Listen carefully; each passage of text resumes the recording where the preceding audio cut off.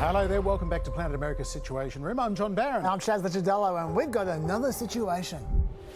President Trump tells the Pentagon to resume testing nuclear weapons for the first time in decades. With others doing testing, I think it's appropriate that we do also. Trump posting overnight, it is now time for the Republicans to go for the nuclear option. Get rid of the filibuster and get rid of it now. Donald Trump talking up nuclear options, literal and procedural. And American voters are going to the polls this week in elections with far-reaching consequences. But first...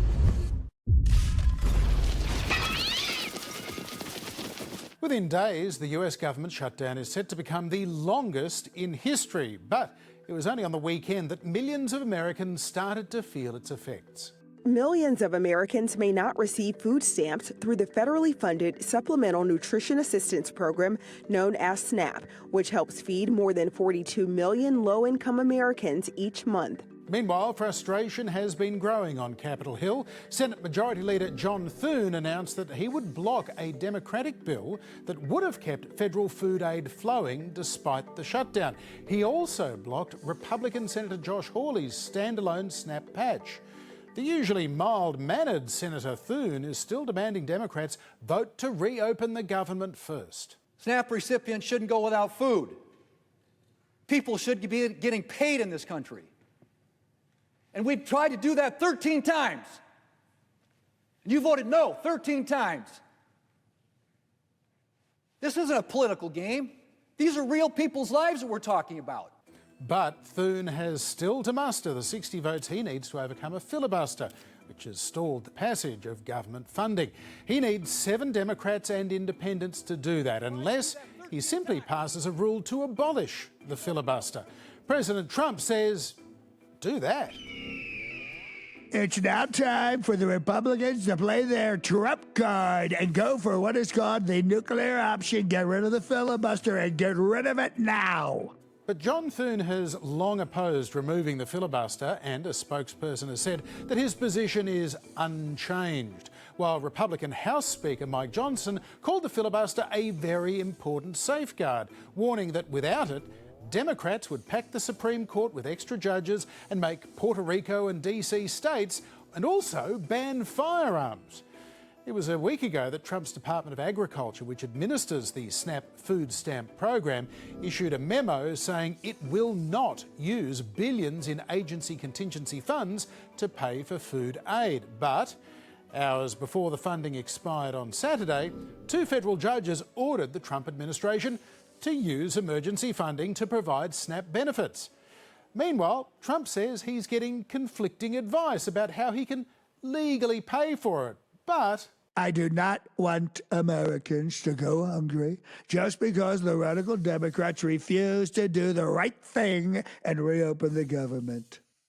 so, Chaz, for now, the biggest pressure point in this shutdown may have been relieved. Democrats still want a deal to stop healthcare premiums skyrocketing this month before they'll reopen the government. Republicans say they'll only talk about healthcare when the government is open. So, to an extent, the broader stalemate continues. Yeah, look, it's no surprise the government had to use that contingency funding you described for the food stamps. The law explicitly says that the contingency fund is to be used in such amounts and at such times as may become necessary to carry out program operations, which is sounding kinda shutdowny to me.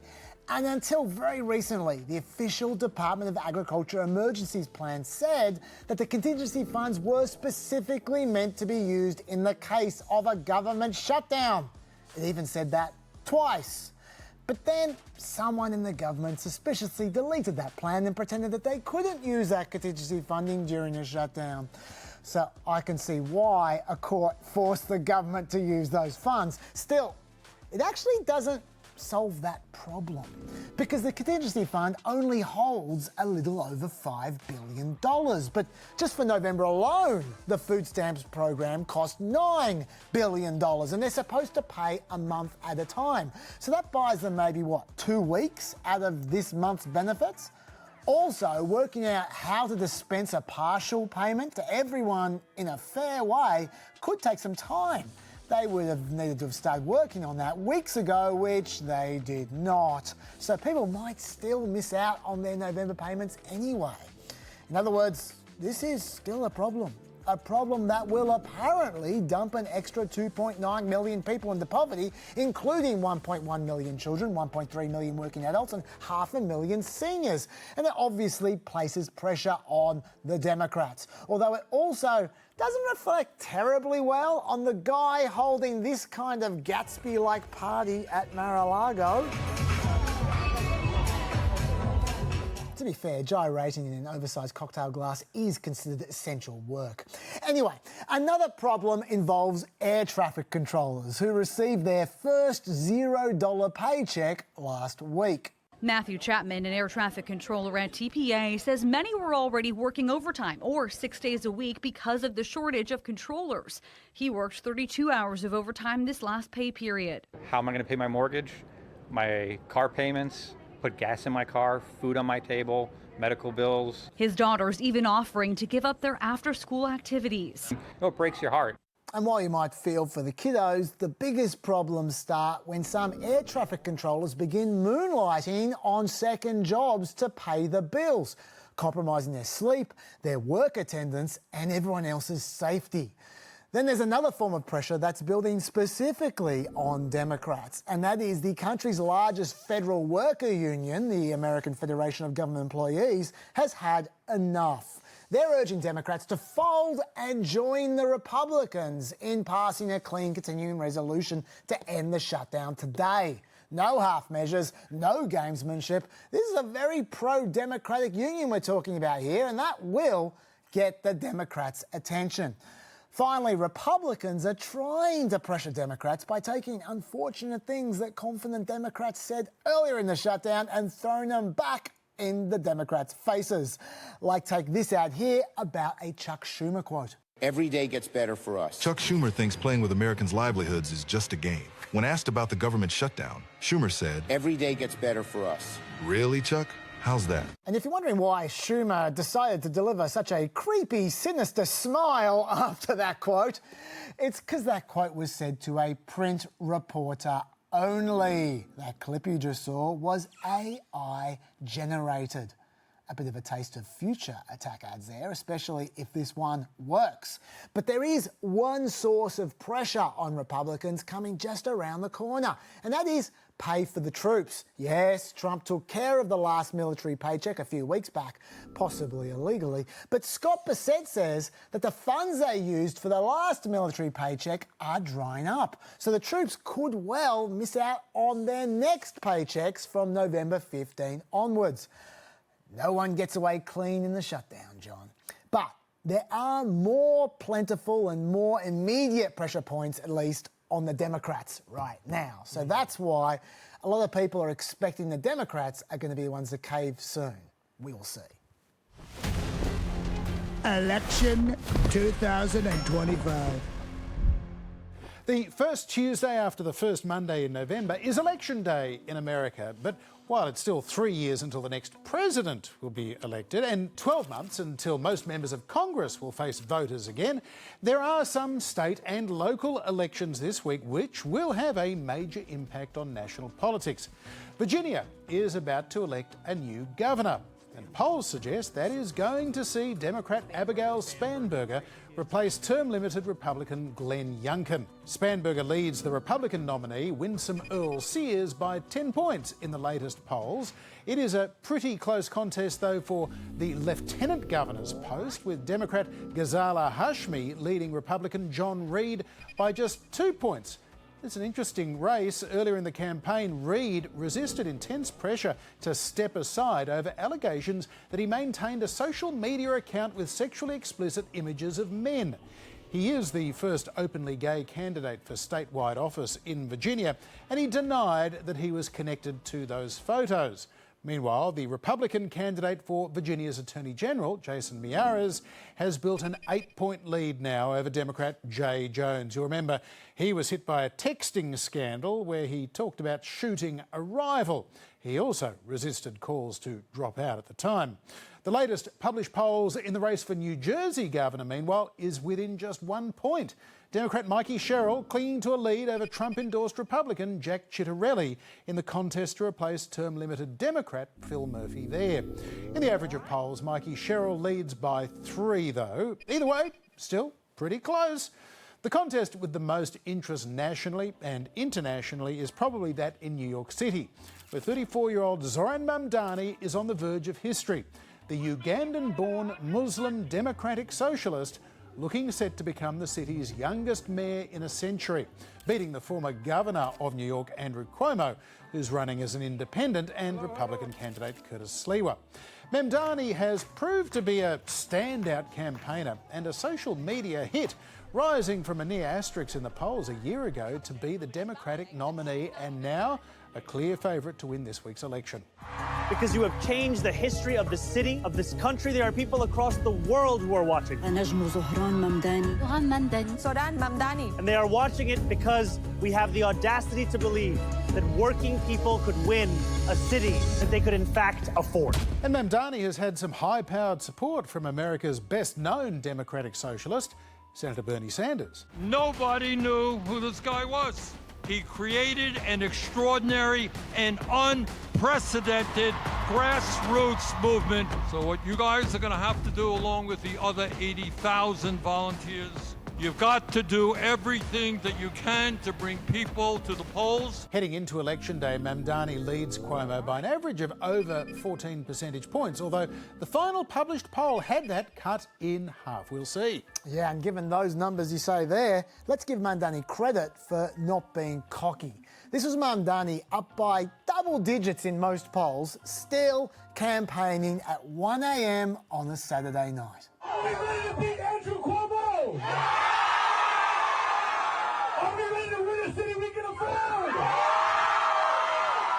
Are we ready to make history? And I reckon pretty much none of those people are going to actually be voting, John. In fact, on Tuesday, they'll probably still be hungover. Oh, they did have early voting, though. That is true. Either way, good on him for going the extra mile, I say. Well, for more on this race, I spoke to Democratic strategist Lupe Todd-Medina, who worked on the mayoral primary campaign for the Democratic State House Speaker Adrian Adams. Lupe Todd-Medina, welcome to Planet America. Running a rival campaign, you must have had a very interesting perspective on the rise of Mamdani from 30 points behind Cuomo at one point to now being on the verge of beating him in the general election. How do you explain Mamdani's appeal? Well, first of all, it's a very happy campaign. That it always is a benefit. It's very happy, but really he narrowed in on the issue that is plaguing pretty much every New Yorker, which is affordability. And he really just continued to talk about affordability. So you have the happy campaign talking about affordability. Those were the two things that I think really made him shine. Mamdani may have been a happy campaigner, but there was some very, very ugly Islamophobic stuff coming at him in this campaign, particularly around people's memories of 9/11 in New York. How big an issue ultimately do you think his faith will prove to be? It's actually not a big issue here in New York. New York, we are Ellis Island. We have people of all faiths, creeds, colors, identifications. I don't think that is actually playing a part, maybe in some small pockets of communities, but certainly on the whole, it's actually not playing a role at all. Now, you did work, of course, Lupe, for Hakeem Jeffries, the House Minority Leader, who only just endorsed Mamdani in the last week. Senate Leader Chuck Schumer, also from New York, has not endorsed Mamdani at all. What's going on there, do you think? Well, first with the leader, you have to understand he didn't even know him before then. So he did have to kind of find time to meet with him and speak with him and find out where his policies and his positions were. I think we also have to remember, while our campaign is going on and the mayoral campaign is going on, so is what's going on in DC. And as the Democratic leader, he has a lot of roles to fill. And then came the shutdown of the federal government. There were a lot of things going on with him. I don't think there was ever an intention with him to not endorse, but rather he wanted to make sure that he might be the Democratic leader of the party, but he also represents a district that I live in. He wanted to make sure that the concerns of his community were heard. What would you say are the wider implications of the likely election of a Democratic Socialist there in New York? Is this potentially a gift to Republicans? Well, I don't know if I categorize it as a gift to Republicans. Republicans have a lot to answer for. They have to answer to the shutdown. They have to answer to the fact that they have allowed benefits for families and children to go to the point that it had to go to court to ensure that they are paying, which is actually legal, that they legally are supposed to pay for SNAP benefits, which is like benefits for needy families and children. They have to answer to everything that Donald Trump is doing. So I don't know how much of a gift they think an election, a legal election by Zoran Mamdani is going to help them in any way.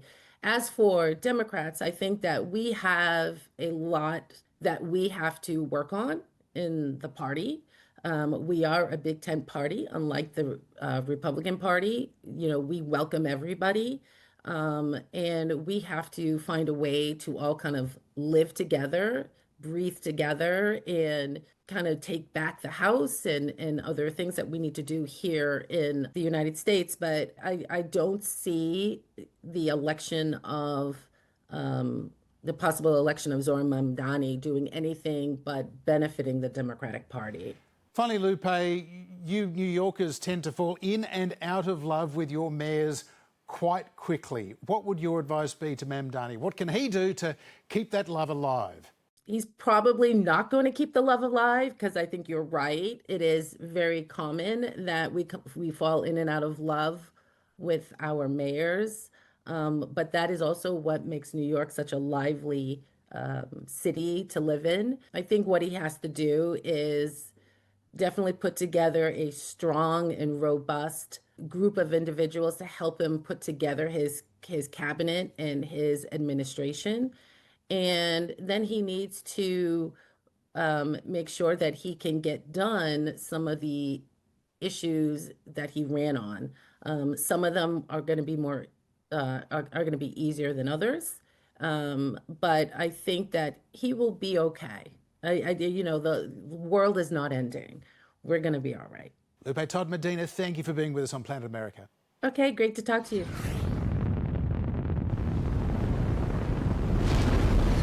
The ongoing US government shutdown didn't stop President Trump strutting the world stage last week with a 5-day swing and dance through Malaysia, Japan and South Korea. But the highlight of Trump's whistle-stop trip was his meeting with China's President Xi. It's a great pleasure to see you again. Good to see you again. This was their first face-to-face meeting since before the COVID-19 pandemic, which of course Trump blamed on China, and then the tit-for-tat trade war between the US and China, which has seen tariffs soaring towards 150%.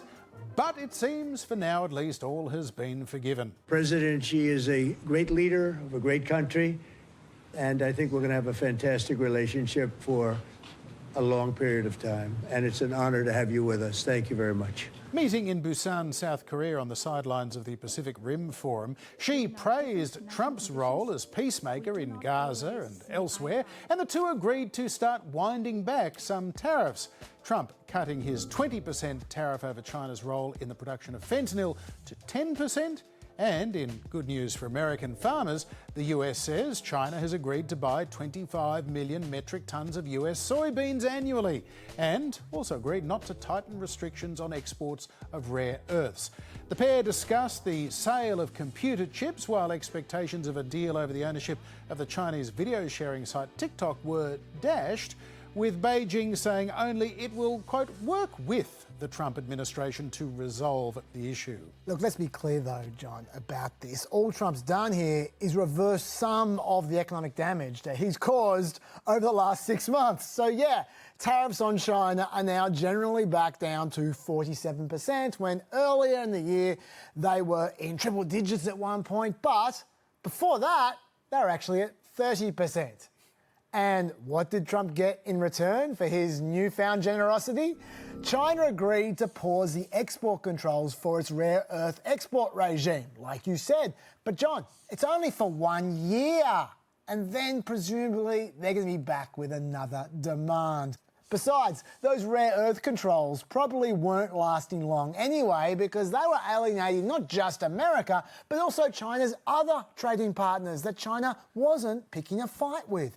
Trump also was pretty pleased to announce that China would recommence buying massive amounts of soybeans, sorghum and other farm products, which would all be great news for some of Trump's farmer supporters who are really hurting at the moment. Farmers like Scott Bissett. Martha, in case you don't know it, I'm actually a soybean farmer, so I have felt this pain too. No doubt.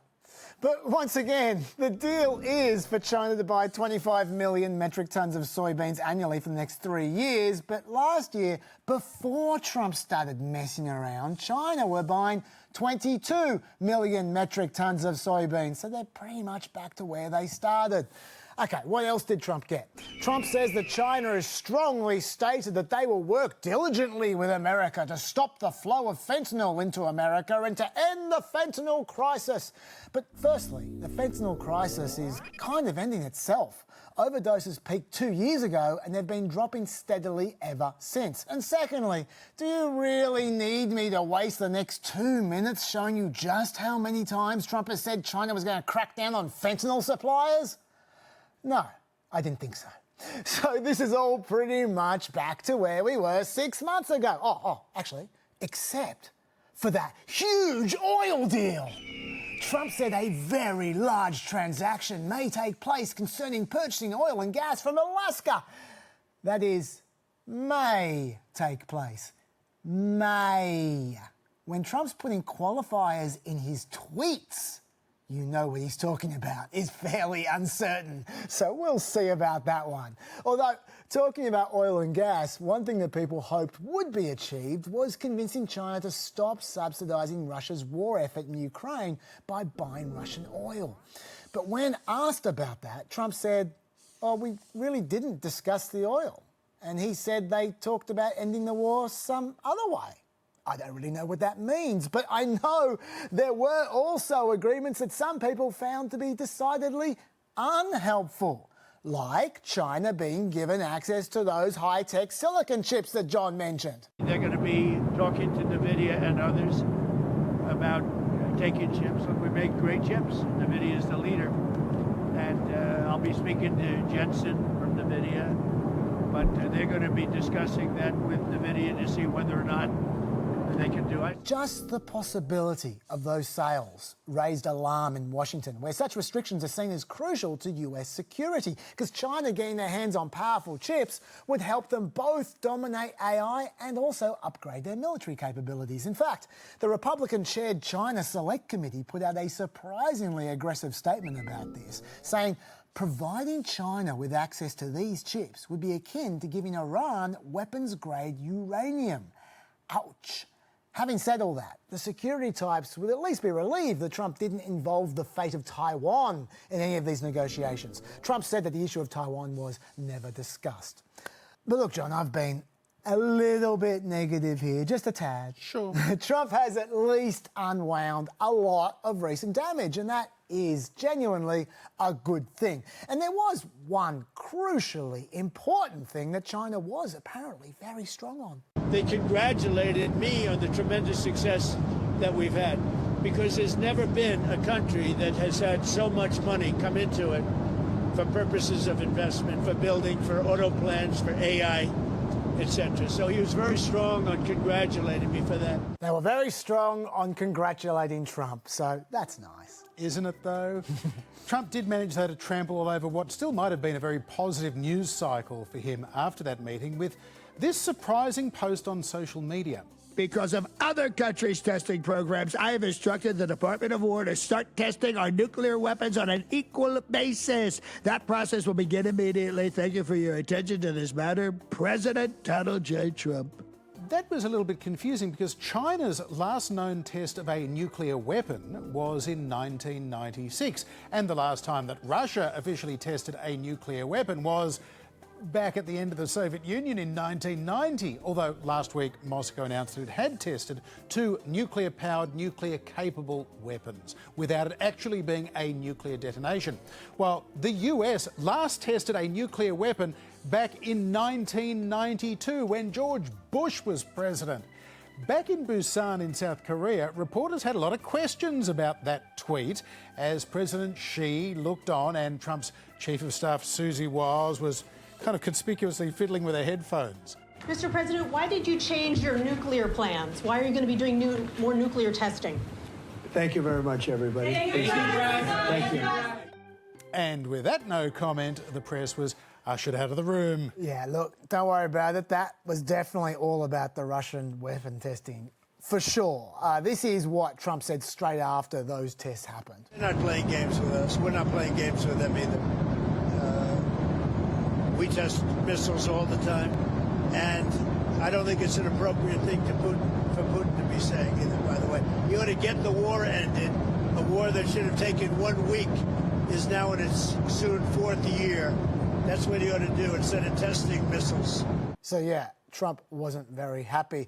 But that tweet you referred to before from Trump was very confusing. I mean, he started off by writing that America has more nuclear weapons than any other country and that China was a distant third but would draw even within 5 years. And there are a few different counts out there, but they all have America behind Russia in nuclear warhead numbers. This count you're looking at the moment on the graphic is the Federation of American Scientists count. And as for the threat from China, China would have to produce almost 1,000 bombs a year to catch up to America and Russia within 5 years. And they've only added 100 warheads in the last 2 years. But the biggest error is Trump confusing testing weapons with countries conducting nuclear tests. As you say, that's a very, very different thing. And while this development might be welcomed by the dudes from Project 2025 who called for America to indicate a willingness to conduct nuclear tests in response to adversary nuclear developments, I'm not sure America restarting nuclear testing would be welcomed by anyone else. Firstly, it's unnecessary. You can test weapons components without testing the whole bomb. That's what they do these days. Secondly, it's obviously an environmental hazard. And thirdly, the Kremlin has warned that if any country resumes nuclear testing, then Russia's going to do it too. So this is probably one thing we don't want to go back to the 1980s for, John. So fingers crossed, Trump's just talking tough. Deep in the New Mexico desert, a scientific prodigy. I'm an extremely stable genius. Whose uncle taught bomb making at MIT. My uncle was at MIT. Kuczynski was one of his students. Unleashed a force so powerful, he dared not speak its name. The N-word. You know what the N-word is? It's the nuclear word. Restarting nuclear testing. They seem to all be nuclear testing. How could you possibly know that? I see them testing. I say, well, they're going to testing as we have to test. And kicking off a global arms race. Everyone thinks that's the nuclear. Everyone thinks that's the nuclear weapon. Are we saying there's a chance that when we push that button, we destroy the world? It's the end of the world. Ding, ding, ding, ding, ding, ding. Boom. Okay. Missile launch. Pshing, boom. We love MAGA. Trumpenheimer, in cinemas now. I mean, it probably won't happen. That's it for another trip to Planet America. We will be back at the same time next week and anytime you like on ABC iView, YouTube and Facebook. And we're going to have the weekend edition on ABC News on Friday night at 8 Eastern Summertime. It's also on iView and online. We'll see you there. Bye-bye.